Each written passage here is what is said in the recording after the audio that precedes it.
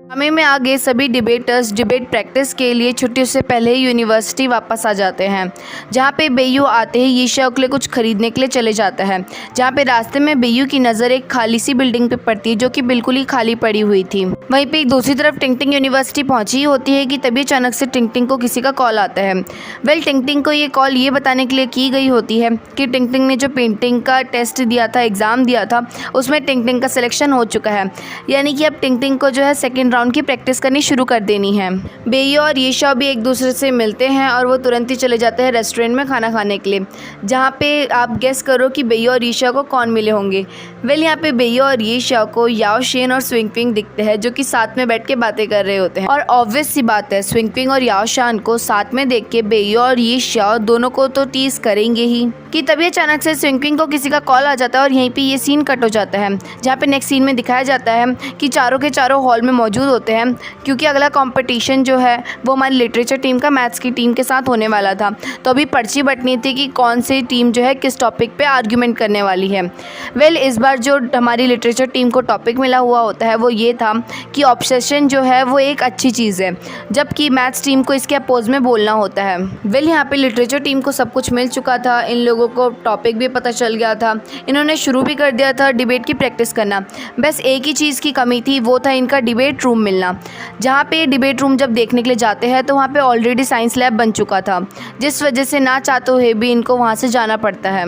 तभी बेयू को आइडिया आता है और बेयू तुरंत ही सभी को अपने साथ उसी खाली बिल्डिंग में लेके जाता है, जहाँ पे पूरा का पूरा खाली एरिया होता है। और ऑब्वियस सी बात है, वो खाली एरिया था तो बेयू की टीम जो है वहाँ पे प्रैक्टिस कर सकती थी डिबेट की। जिसके बाद सभी के सभी लग जाते हैं बिल्डिंग के एक एरिया को साफ करने में, ताकि वो वहीं पे बैठ के जो है डिबेट की प्रैक्टिस कर सके। अब नेक्स्ट डे टिंगटिंग मिसेस तांग से मिलने के लिए जा रही होती है कि तभी अचानक से टिंगटिंग बाहर पहुंची ही होती है कि टिंगटिंग को अंदर रूम से आ रही क्विंगबेई की आवाज़ सुनाई दे जाती है। जिसके बाद हमें पता चलता है कि एक्चुअली में क्विंगबेई ने इस सब चीज़ के बारे में सोचा कि वो लॉन्ग डिस्टेंस रिलेशनशिप कैसे मेंटेन करके रखेंगे। जिसके बाद क्विंगबेई ने जो है कंक्लूजन निकाला कि वो अपने इसी साल जो है दोनों के दोनों ईयर कंप्लीट कर लेगा साथ में, और बाकी सारा यूनिवर्सिटी का काम भी निपटा लेगा। जिसके बाद ऑब्वियस सी बात है, क्विंगबेई का भी ईयर सारा का सारा ख़त्म हो जाएगा और क्विंगबेई भी जो है आराम से टिंगटिंग के साथ कहीं पे भी जा सकता है। टिंगटिंग को जैसी ये बात पता चलती है तो टिंगटिंग को थोड़ा सा तो क्विंगबेई के लिए टेंशन हो रही होती है कि क्विंगबेई जो है इतनी मेहनत कैसे करेगा, क्योंकि उसको सब कुछ कवर भी करना है और डिबेट की टीम को भी साथ में लेके चलना है। लेकिन क्विंगबेई कहता है कि मैं तुम्हारे लिए कुछ भी करने को तैयार हूँ। यानी कि आप लोगों को समझ में आ गया होगा कि क्विंगबेई और टिंगटिंग अब रिलेशनशिप में आ चुके हैं। जिसके बाद टिंगटिंग और क्विंगबेई एक दूसरे का हाथ पकड़ के खाली बिल्डिंग में जा रहे होते हैं डिबेट की प्रैक्टिस करने के लिए कि तभी वहाँ पे जो है ऑलरेडी मैथ्स की टीम मौजूद होती है, जो कि उसी खाली बिल्डिंग को देख रही होती है कि तभी कुछ देर में वहाँ पे बेयू की टीम भी आ जाती है और मैथ्स की टीम को मार मार के वहाँ से भगा देती है। साथ ही साथ सभी लोग नोटिस कर लेते हैं कि क्विंगबेई और टिंगटिंग ने एक दूसरे का हाथ पकड़ा हुआ है, जिसके बाद सब लोग समझ जाते हैं कि ये फाइनली रिलेशनशिप में आ चुके हैं। लेकिन यहाँ पे टिंगटिंग की अभी भी प्रॉब्लम अच्छे से सॉल्व नहीं हुई है, क्योंकि अभी भी टिंगटिंग की मॉम टिंगटिंग को जो है जॉब के लिए कन्विंस कर रही होती है। इस पे क्विंगबेई टिंगटिंग को ये सलाह देता है कि तुम्हारा जो भी दिल से मन कर रहा है करने को वो तुम करो, मैं तुम्हें हमेशा सपोर्ट करूंगा। अगर तुम्हारा जॉब करने का मन कर रहा है तो मैं तुम्हें जॉब के लिए सपोर्ट करूंगा, और अगर तुम्हारा कोर्स करने का मन कर रहा है तो मैं तुम्हें कोर्स के लिए सपोर्ट करूंगा। अब सभी लोग डिबेट की प्रैक्टिस करना शुरू कर देते हैं, लेकिन रूम ना होने की वजह से डिबेट टीम को काफ़ी सारी प्रॉब्लम्स का सामना करना पड़ता है। जैसे कि क्विंगबेई जब बाहर बैठ के काम कर रहा होता है तो हमारी मैथ्स टीम के लोग जो है क्विंगबेई के लैपटॉप में बिल्कुल ही नज़र गड़ा के रखे हुए होते हैं। वहीं पे जब हमारी लिटरेचर टीम का कोई भी बंदा उस खाली रूम में नहीं होता तो हमारी मैथ्स की टीम के लोग जो है पीछे पीछे से उस रूम में जाके ताका झाकी करते हैं, ताकि वो शायद से जो है डिबेट से रिलेटेड कुछ ना कुछ इन्फॉर्मेशन कलेक्ट कर सके और साथ ही साथ लिटरेचर टीम को कंपटीशन में हरा सके। ये सब होता हुआ देख बेयू, ईशा, स्विंगपिंग और हुआशा जो है पूरी रात बैठ के हमारी मैथ्स वाली टीम के लिए ट्रैप बनाते हैं, और हमारी मैथ्स वाली टीम इतनी ज़्यादा ग्रीडी होती है कि वो चली जाती है उसी खाली रूम में ताकि वो डिबेट से रिलेटेड कुछ इन्फॉर्मेशन निकाल सके और चीटिंग कर सके कंपटीशन में। लेकिन बेयू और बेयू के दोस्तों के ट्रैप की वजह से हमारी मैथ्स की टीम का कुछ ऐसा हाल होता है। यहाँ पे मैथ्स वाली टीम की ऐसी हालत देखकर क्विंगबेई और टिंगटिंग समझ जाते हैं कि इन सब चीज़ के पीछे बेयू और उसके दोस्तों दोस्तों का हाथ है।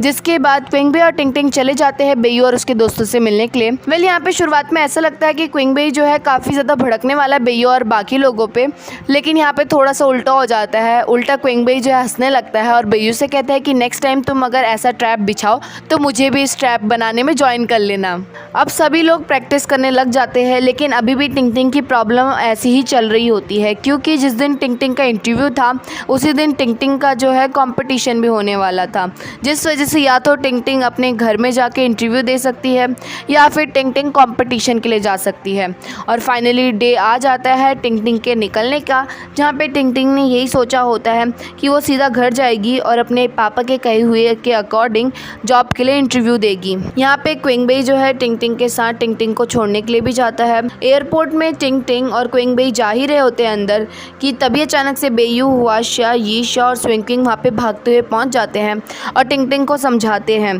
कि तुम जो भी करो बस ये सोच के करना कि तुम्हें जो है वो आगे चल के भी फ़ायदा दे। ऐसा ना हो कि तुम किसी के ज़ोर ज़बरदस्ती पे आके कोई काम करो और फिर बाद में तुम्हें ही पछताना पड़े। ये सब सुनने के बाद टिंगटिंग को रियलाइज़ होता है कि वो गलत स्टेप उठाने वाली थी। वेल यहाँ पे टिंगटिंग कहती है सभी से कि मैं कंपटीशन में पार्टिसिपेट करना चाहती हूँ, लेकिन अब तो मैंने टिकट भी बुक नहीं करी है वहाँ की। जिस पे क्विंगबे तुरंत ही टिंगटिंग को कहता है कि तुम उसकी चिंता मत करो, हमने ऑलरेडी जो है टिकट बुक करवा दी है। जिसके बाद टिंगटिंग और क्विंगबे निकल जाते हैं टिंगटिंग की कंपटीशन के लिए। वेल फाइनली टिंगटिंग कंपटीशन में पहुँच के अच्छे से एग्ज़ाम देती है और जैसे ही एग्ज़ाम हॉल से बाहर निकल रही होती है कि तभी एग्ज़ाम हॉल के बाहर ठीक क्विंगबे खड़ा होता है। यहाँ पे स्टार्टिंग में क्विंगबे टिंगटिंग से पूछता है कि तुम्हारा एग्ज़ाम कैसे गया, जिस पे टिंगटिंग कहती है कि मेरी स्माइल बता ही रही होगी कि कैसा गया है, यानी कि टिंगटिंग का एग्ज़ाम भी काफ़ी अच्छा गया है। जिसके बाद टिंगटिंग क्विंगबे से पूछती है कि तुम लोगों का डिबेट कंपटीशन कैसा रहा, जिस पे क्विंगबे कहता है कि तुम ही गेस कर लो। तो यहाँ पे टिंगटिंग कहती है कि तुम्हारी स्माइल देख के ऐसा लग रहा है कि तुम लोग पास हो चुके हो कंपटीशन में। वेल जिसके बाद क्विंगबे और टिंगटिंग जो है साथ में खाना खाते हैं और साथ ही साथ क्विंगबे जो है खाना खाते खाते टिंगटिंग को पूरा का पूरा कंपटीशन के बारे में बता देता है कि ऐसा ऐसा हमारा कंपटीशन रहा। स्टार्टिंग में उनकी टीम जो है काफ़ी ज़्यादा वीक हो रही थी और बेयू का तो आप लोगों को पता ही, वो इतना ज़्यादा ओवर कॉन्फिडेंस हो जाता है कि वो किसी को भी जो है चांस नहीं देता है, मतलब वो दूसरों को तो गायब भी कर देता है और अपना ही आंसर देने में लगा रहता है। लेकिन हमारी यीशा जो टीम में थी, यीशा हमेशा जो है काफ़ी अच्छा खेलती है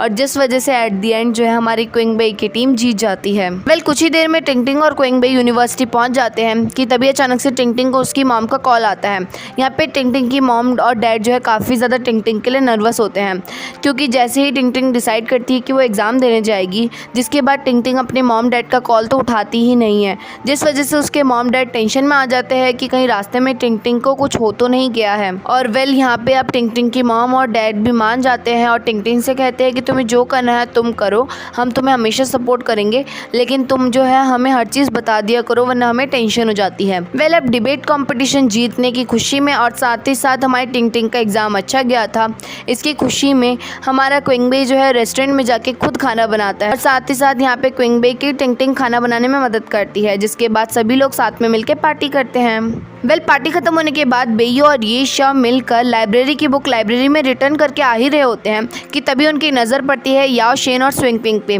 जो कि दोनों के दोनों जो है आपस में बात करते हुए कहीं जा रहे होते हैं। जिसके बाद ऑब्वियस सी बात है बेयू और यीशा भी उनके पीछे पीछे चले जाते हैं। वेल याओ शेन और स्विंगपिंग चुपचाप से एक पार्क के एक कोने के बेंच में बैठ जाते हैं और वहाँ पे बैठ के बातें करने लगते हैं। वेल यहाँ पे इन दोनों को देख के ऐसा लगता है कि फाइनली ये दोनों के दोनों आपस में एक दूसरे को लाइक करने लग गए हैं। यहाँ पे स्विंगपिंग याओ शेन से कहती है कि अब हमारा कंपटीशन तुम्हारी टीम से कभी भी हो सकता है, जिस वजह से जो है अभी हमें रिलेशनशिप में नहीं आना चाहिए, लेकिन कंपटीशन के बाद हम लोग रिलेशनशिप में आ सकते हैं। वेल यहाँ पे याओ शेन भी जो है स्विंगपिंग के हाथ को टच करने ही वाला होता है, जो कि बेंच में रखा हुआ था,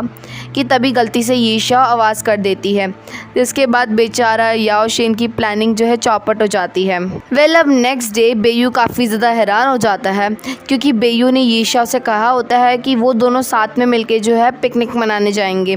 लेकिन जैसे ही ये बात स्विंगपिंग को पता चलती है तो स्विंगपिंग जो है अपने साथ बाकी लोगों को भी लेके आ जाती है, ताकि बेयू और यीशाओ जो है अकेले बिल्कुल भी ना रहे। वेल सभी लोग साथ में मिलकर पिकनिक मनाते हैं और काफ़ी ज़्यादा इंजॉय करते हैं और वापस से लग जाते हैं फिर अब अपने अगले डिबेट कंपटीशन की प्रैक्टिस करने के लिए, क्योंकि इस बार इन लोगों ने ठान लिया है कि अच्छे से प्रैक्टिस करेंगे, क्योंकि पिछली बार ओवर कॉन्फिडेंस की वजह से इन लोगों को हारना पड़ा था। वेल जब से क्विंग बेई टिंगटिंग के साथ रिलेशनशिप में आया था, जिसके बाद से जो है क्विंग बेई टिंगटिंग को काफ़ी ज़्यादा हंसाने में लगा रहता है। वेल वहीं पे दूसरी तरफ हुआशिया बेयू से गिफ्ट के बारे में सजेशन मांग रहा होता है कि वो शाओ चेन को क्या गिफ्ट दे, क्योंकि बहुत ही जल्द जो है लेडी डे आ रहा होता है और उस दिन बॉयज़ क्या करते हैं कि वो लड़कियों को बहुत ज़्यादा स्पेशल फील करवाते हैं, जैसे कि उन्हें यूनिवर्सिटी तक लेके जाना अपनी साइकिल में और साथ ही साथ उनको जो है गिफ्ट्स देना और उनको ट्रीट देना एट्सेट्रा एंड एट्सेट्रा। मतलब कुछ भी फालतू का नहीं, उन लोगों को बस खुश करना और उनका दिन भी अच्छा बिताना।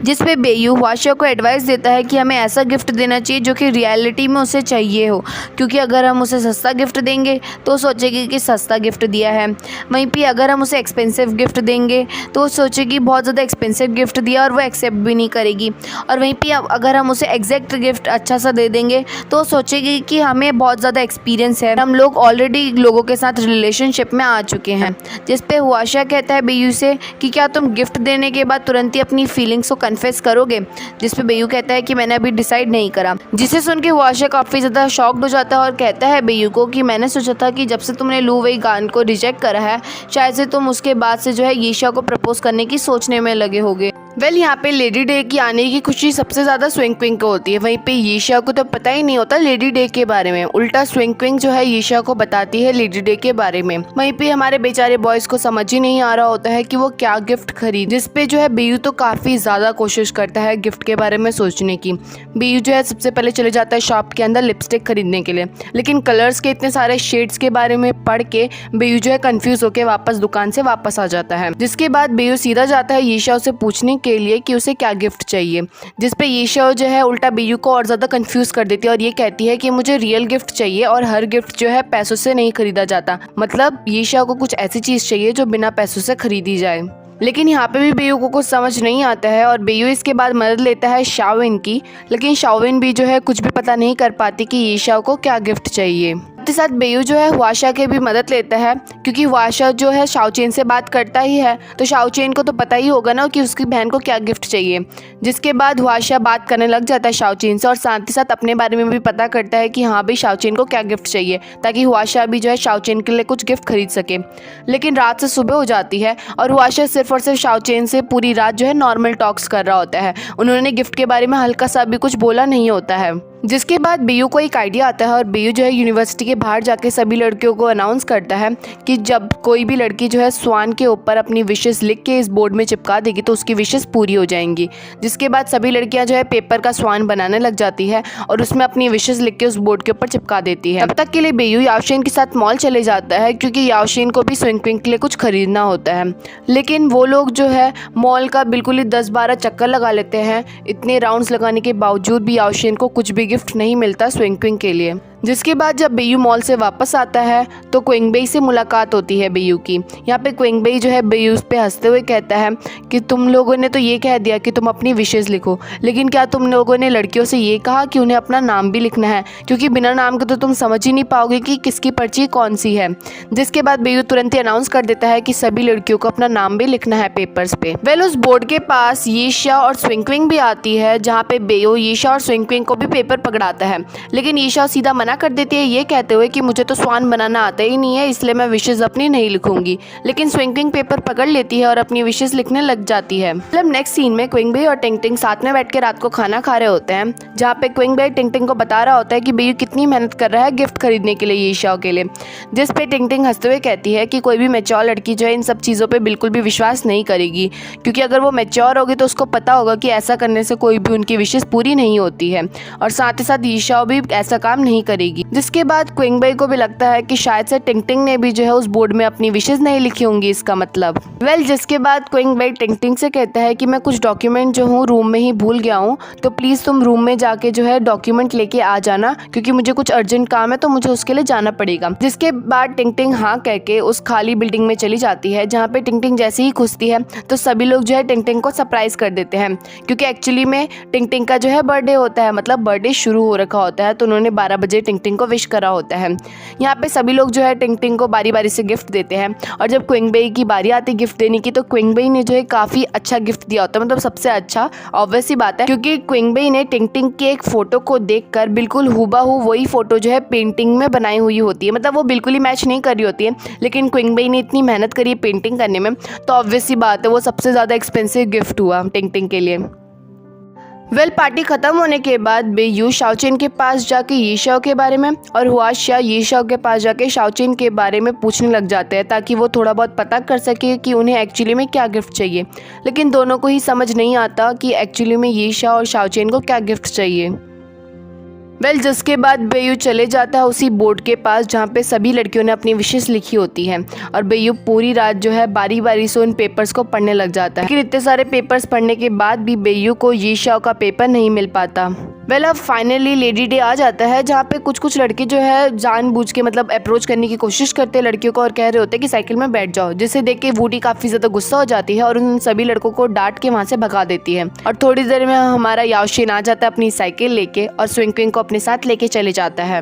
अब बाकी बच्चे हमारे यीशाओ, वूडी और शाओविन वो तीनों की तीनों पैदल ही क्लास की तरफ चली जाती है। यहाँ पे यीशाओ थोड़ी सी उदास होती है क्योंकि उसे लगता है कि बेयू साइकिल लेके आएगा, लेकिन बेयू तो आता ही नहीं है। इवन बेयू जो है अपनी क्लास लेने के लिए भी नहीं आता है उस दिन। वहीं पे दूसरी तरफ बेयू जो है खाली बिल्डिंग में बैठ के प्रैक्टिस कर रहा होता है और साथ ही साथ क्विंगबेई के आते ही क्विंगबेई को टिंगटिंग का लिखा हुआ स्वान पकड़ाता है और हमारे हुआशिया को शाओचेन का लिखा हुआ स्वान पकड़ाता है। यहाँ पे टिंगटिंग की विश होती है कि उसे कॉन्सर्ट देखने जाना है तो क्विंगबेई तुरंत ही जो है टिकट्स खरीद लेता है कॉन्सर्ट की और शाओचेन की विश होती है कि उसे बारबेक्यू खाना है, जिस वजह से हुआशिया जो है अपने लिए और शाओचेन के लिए 2 टिकट्स खरीद लेता है बारबेक्यू की, जिसे देख के दोनों के दोनों ही काफ़ी ज़्यादा खुश हो जाते हैं, यानी कि टिंगटिंग और शाओचेन। अब क्लास खत्म होने के बाद यीशाओ बेयू से मिलने के लिए जाती है स्कूल के टेरेस पे, जहाँ पे बेयू जो है खड़ा हुआ होता है यीशाओ के लिए गिफ्ट लेके और वो एक टेडी बियर होता है। जिसके बाद बेयू यीशाओ को टेडी बियर पकड़ा देता है। यीशाओ बेयू से पूछती है कि क्या आज हम मूवी देखने चले, जिस पे बेयू साफ साफ मना कर देता है और कहता है कि मुझे प्रैक्टिस करनी है,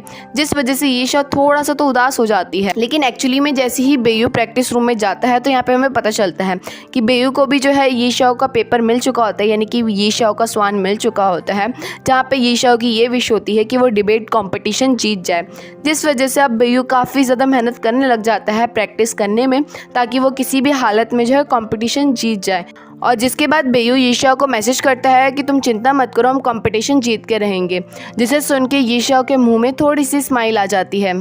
लास्ट में हमारा याओशिन भी स्विंगक्विंग के लिए उसका गिफ्ट लेके चले जाता है, जहाँ पे स्विंगक्विंग के लिए याओशिन जो है VIP कार्ड लेके गया होता है, लेकिन स्विंगक्विंग उस कार्ड को देख के खुश नहीं होती और उल्टा गुस्सा होकर वहाँ से चली जाती है। जिसके बाद जब याओशिन उस स्वान को दोबारा देखता है तो याओशिन को पता चलता है कि एक्चुअली में जो है उसने वो कागज़ उल्टा पढ़ लिया था। VIP तो जो है स्विंगक्विंग ने अपना नाम लिखा था और एक्चुअल विश स्विंगक्विंग की ये थी कि उसे अपना वेट लॉस करना है, मतलब वो कितना भी खाए और वो अपना वजन घटा के भी रखे। अब नेक्स्ट सीन में बेयू और यीशाओ साथ में मिलकर प्रैक्टिस रूम जा रहे होते हैं कि तभी फाइनली इन लोगों को टॉपिक मिल जाता है नेक्स्ट डिबेट कंपटीशन के लिए। इनका जो टॉपिक था वो ये था कि जो ट्रू लव है वो हमेशा लास्ट तक रहता है और यहाँ पे जो लिटरेचर टीम है वो एडवांटेजेस के साइड पे है। इसे सुन के बेयू उदास हो जाता है और कहने लगता है यीशाओ से कि काश हमें डिसएडवांटेजेस साइड मिलता, जिसे सुन के यीशाओ भी काफ़ी गुस्सा हो जाती है और कहती है कि इसमें कोई खराबी थोड़ी ना है, क्योंकि जो ट्रू लव होता है वो हमेशा लास्ट तक टिकता है। जो सच्चे दिल से एक दूसरे को प्यार करते हैं तो वो कभी भी एक दूसरे को नहीं छोड़ते हैं। लेकिन बेयू जो है यीशाओ की बात मानने को रेडी ही नहीं होता,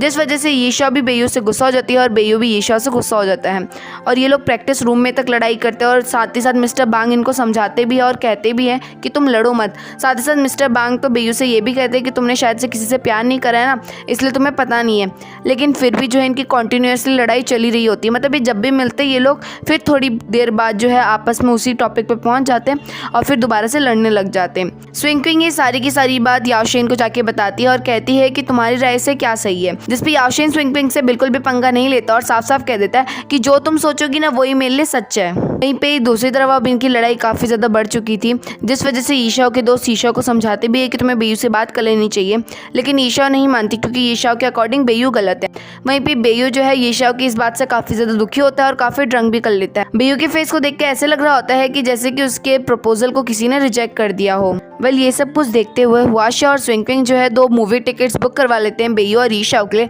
और दोनों को जाके कहते हैं कि उन्हें जो है अकेले में एक दूसरे से बात कर लेनी चाहिए, क्योंकि इससे जो है लड़ाई सिर्फ और सिर्फ बढ़ेगी ही बढ़ेगी। जिस पे बेयू और यीशाओ जो है मान जाते हैं कि वो ठीक है, मूवी देखने के लिए चले जाएंगे साथ में। फाइनली हमारी शाओविन भी जो है फॉरेन जाने वाली थी, और फॉरेन जाने से पहले शाओविन बेयू से मिलते हुए जाती है और बेयू से कहती है कि जो यीशाओ है तुम्हें लाइक करती है, इसी वजह से जो है यीशाओ तुमसे आर्ग्यूमेंट भी कर रही है इस टॉपिक पे, क्योंकि अगर तुम ऐसा बोलोगे तो यीशाओ को ऐसा लगेगा कि अगर वो कितनी भी फीलिंग्स रख ले तुम्हारे लिए तो तुम जो हो लास्ट में उसको छोड़ ही दोगे। वहीं पे अब जब शाओविन जा रही होती है तो बस स्टैंड पे उसे यीशाओ भी दिखती है, जिस पे शाओविन यीशाओ को आराम से समझाते हुए कहती है कि तुम्हें जो है एक बार अच्छे से बेयू से बात कर लेनी चाहिए। जिस पे यीशाओ कहती है कि मैंने तो सोचा था पहले मूवी देखने के लिए जाऊंगी मैम, लेकिन फिर मैंने दोबारा से सोचा हम जब भी मिल रहे हैं तो हमारे बीच में लड़ाई ही हो रही है, कहीं हमारी लड़ाई बढ़ ना जाए, इसी वजह से जो है मैं नहीं जा रही हूँ। वेल यहाँ पे देखा जाए तो यीशाओ और बेयू जो है अपनी अपनी जगह सही है, क्योंकि यीशाओ को ऐसा लगता है कि अगर वो किसी के लिए ट्रू फीलिंग्स रख रही है तो वो उसके साथ हमेशा अपना टाइम स्पेंड करे, यानी कि लाइफ पूरी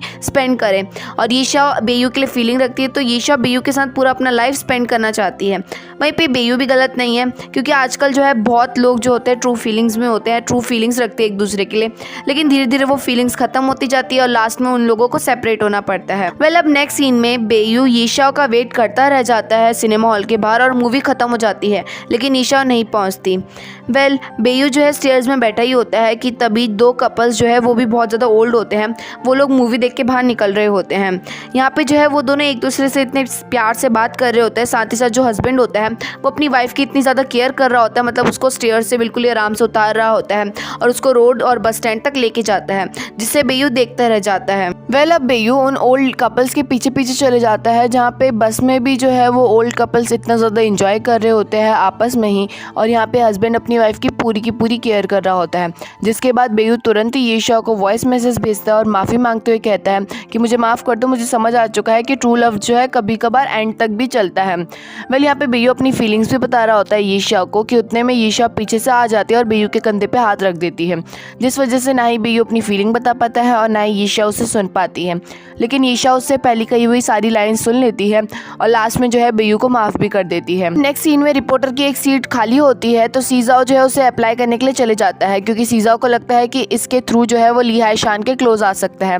लेकिन जब सीजाओ अप्लाई करके और सेलेक्ट भी हो जाता है रिपोर्टर की जॉब के लिए, तब जाके सीजाओ को पता चलता है कि एक्चुअली में वो ली हाई शान के खिलाफ रह के काम करने वाला है, यानी कि ये दोनों जो है अलग अलग रिपोर्टिंग करेंगे, और ऑब्वियस सी बात है अलग अलग रिपोर्टिंग करना यानी कि इन दोनों को आपस में ही कंपटीशन देना होगा एक दूसरे को कि किसका रिपोर्टिंग ज़्यादा अच्छा रहने वाला है। और आप लोगों को तो पता ही है सीजाओ जो है कितना ज़्यादा पागल है, वो रिपोर्टिंग में भी जो है बस पागलपंती ही करता रहता है, जैसे लिटरेचर टीम की भर भर की तारीफ करता रहता है। साथ ही साथ सीजाओ जो है अब ली हाई शान के साथ भी बैठने की कोशिश करता है, लेकिन सीजाओ ओपोनेंट में था ली हाई शान के, जिस वजह से ली हाई शान जो है सीजाओ को भाव तक नहीं देती। वेल अब नेक्स्ट डे फाइनली कंपटीशन का दिन आ जाता है, जहाँ पे सुबह सुबह जो है स्विंगपिंग याओशिन से मिलती है और याओशिन को एक खाली डायरी देती है, क्योंकि स्विंगपिंग को पता होता है कि याओशिन को लिखना कितना ज़्यादा अच्छा लगता है और याओशिन की डायरी ख़त्म हो गई थी, तो इससे अच्छा गिफ्ट और क्या हो सकता है याओशिन के लिए। वेल अब फाइनली कॉम्पिटिशन भी शुरू हो जाता है, जहाँ पे हमारी लिटरेचर टीम काफ़ी अच्छा खेल रही होती है। ऐसा नहीं है कि अपोज टीम अच्छा नहीं खेल रही होती, वो भी अच्छा खेल रही होती है,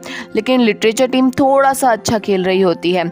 वेल ऐसी कॉम्पिटिशन चलता रहता है और अब बारी आ जाती है फ्री डिबेट की, और फ्री डिबेट के दौरान भी जो है काफ़ी अच्छा इनका चल रहा होता है कि तभी यहाँ पे एक हल्की सी गड़बड़ हो जाती है। एक्चुअली में बेयू और हमारी यीशाओ जो है दोनों के दोनों साथ में खड़े हो जाते हैं और दोनों में से एक को बैठना था, और पिछली बार भी जब बेयू ने क्विंग बेई को बैठा दिया था, जिस वजह से बेयू ने जो है अपनी गलत स्टेटमेंट दी थी और जिस वजह से हमारी लिटरेचर टीम हारते हारते बची भी थी, जिसे देख के यीशाओ जो है बेयू को बैठने के लिए कहती है, जिस पे बेयू जो है यीशाओ के कान के पास जाता है। वेल ये सीन थोड़ा सा ऑकवर्ड लगता है, सब लोगों को ऐसा लगता है कि शायद से जो है बेयू ने यीशाओ को किस करा, पर ऐसा कुछ नहीं होता। बेयू जो है यीशाओ के कान में ये बोलता है कि तुम मुझ पे विश्वास रखो। वेल यहाँ पे बेयू जो है यीशाओ को बिल्कुल भी निराश नहीं करता, क्योंकि यीशाओ बैठ जाती है और बेयू काफ़ी अच्छी स्टेटमेंट देता है, और जिसके बाद थोड़ी देर में रिजल्ट अनाउंस हो जाता है, जहाँ पे हमारी लिटरेचर टीम जीत जाती है। वेल ये जो कॉम्पिटिशन था वो फाइनल कॉम्पिटिशन था, ऐसा भी फाइनल नहीं, मतलब सेकेंड फाइनल ही मान लो लिटरेचर टीम के लिए, क्योंकि अब सीधा जो है हमारी लिटरेचर टीम फाइनल्स लड़ेगी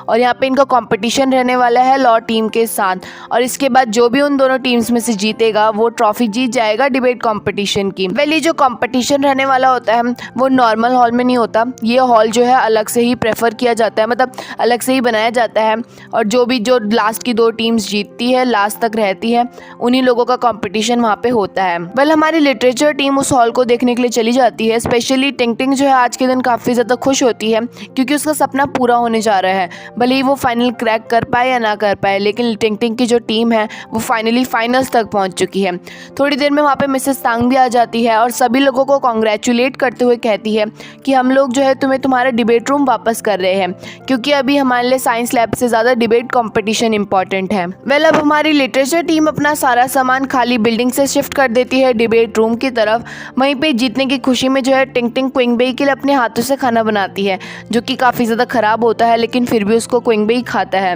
लेकिन जब टिंग उस खाने को चखती है तो टिंग को असलियत में पता चलता है कि उसने कुछ ज़्यादा ही नमक मसाला डाल दिया है खाने में, और साथ ही साथ यहाँ पे तो क्विंगबेई की तबीयत तक ख़राब हो जाती है। लेकिन फिर भी क्विंगबेई टिंग को यही कह रहा होता है कि जो खाना था ना वही ख़राब था, मतलब टिंग ने जो खाना बनाया वो ख़राब नहीं था, उसके अंदर जो मटीरियल यूज़ हुआ है वो ख़राब था। हमारा फाइनल कॉम्पिटिशन लिटरेचर टीम का लॉ टीम के साथ रहने वाला था, जिस वजह से स्विंकिंग जो है याओशेन से लास्ट टाइम मिलने जाती है और याओशेन से कहती है कि अब हमें जो है अब इसके बाद नहीं मिलना चाहिए जब तक कंपटीशन ख़त्म ना हो जाए, क्योंकि इससे जो है शक ही पैदा होगा उन दोनों पे। क्योंकि अगर बाई चांस लॉ टीम जीत गई तो लिटरेचर टीम को यही लगेगा कि स्विंकिंग ने गलती से जो अपने सारे सीक्रेट्स याओशेन को बता दिए होंगे। वहीं पर अगर बाई चांस लिटरेचर टीम जीत गई तो हमारी लॉ टीम को यही लगेगा कि याओशेन ने अपने सीक्रेट सारे के सारे स्विंकिंग को बता दिए होंगे। इन लोगों ने डिसाइड कर लिया था कि अब ये एक दूसरे से नहीं मिलेंगे, जिस वजह से याओशेन और स्विंकिंग उस दिन काफ़ी ज़्यादा एंजॉय करते हैं, साथ में खेलते हैं और साथ में खाना भी खाते हैं। और यहाँ पे स्विंकिंग और याओशेन के चेहरे को देख के ऐसा ही लग रहा होता है कि शायद से वो बहुत ज़्यादा दुखी है सेपरेट होने को लेके। और यहीं पे हमारा ये पार्ट ख़त्म होता है। ये इस ड्रामे का सेकेंड लास्ट पार्ट था, इसका मतलब इसके बाद एक और लास्ट पार्ट आएगा इस ड्रामे का। तो आप लोग जो है कमेंट सेक्शन में मुझे बता सकते हैं कि आपको नेक्स्ट ड्रामा किस पे चाहिए।